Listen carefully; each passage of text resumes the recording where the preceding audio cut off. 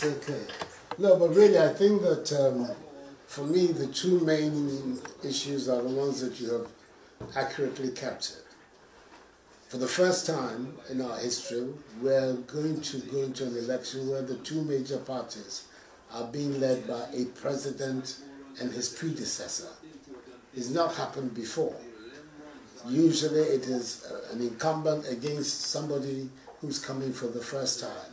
This is the first time where the immediate past president and the current president. So the issue of their record is absolutely critical. I think we have to be very, very insistent on looking at the records of the two leaders in the period of their governorship, as it were. I think that it's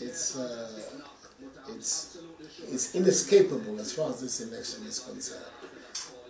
And then secondly, deriving from it is also the question of how well they have managed the various issues in the country during their time.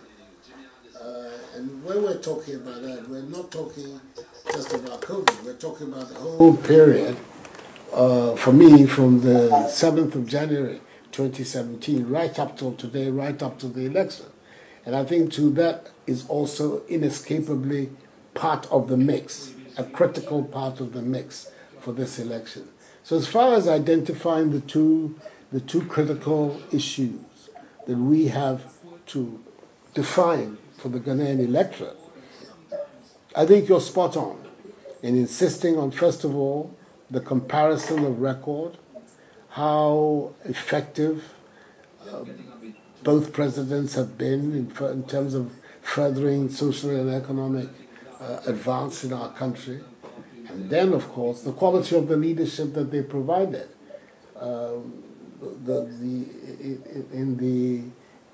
In the countries with the nuclear capability, they ask, who would you like to have as the man with the finger on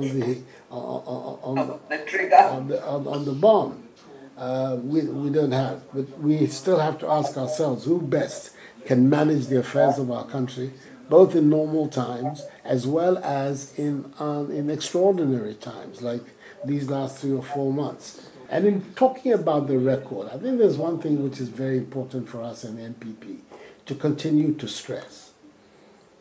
The quality of achievement of this government in various areas, whether it's in health, education, infrastructure development, across board, social and economic, has been one that has affected virtually everybody in the country, at all parts of the country. There's no part of Ghana that can say that somehow or other they've been left out of the programs and developments of this government. And that has to be a very critical aspect of our outreach, because it is possible for us, every nook and cranny of Ghana, to point to something that we have done which matters to people, whether it is in the establishment of schools or in the enhancement of agriculture, whether we're talking about the development of infrastructure in one form or another, whether water, toilets, roads. All these go into the idea that our program is meant to serve the generality of the people. And it's important that we continue to stress that.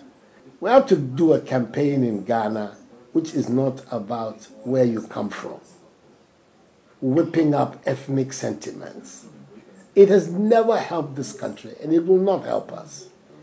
We should be the very first to recognize this diversity, this mosaic, this Ghanaian tapestry, which is full of so many different elements, but comes together in the Ghanaian statement. And we should be stressing that. The Ghana Project is what I call it.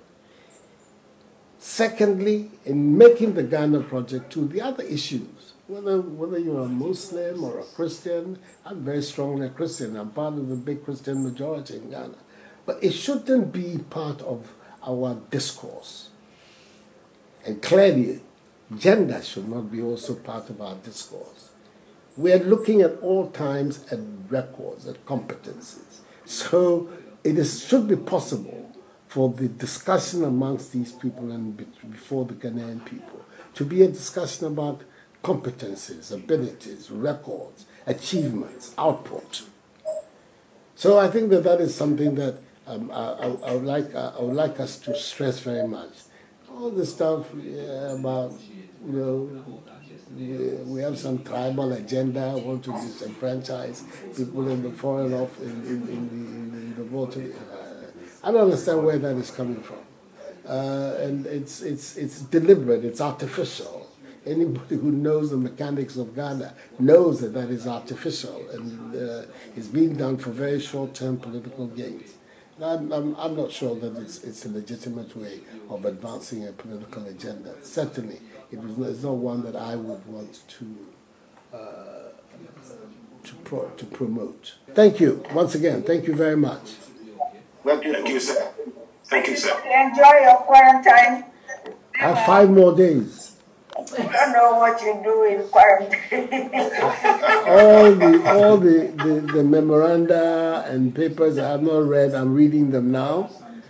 Yeah, and I'm finding myself busier than when I actually go from here to Jubilee House.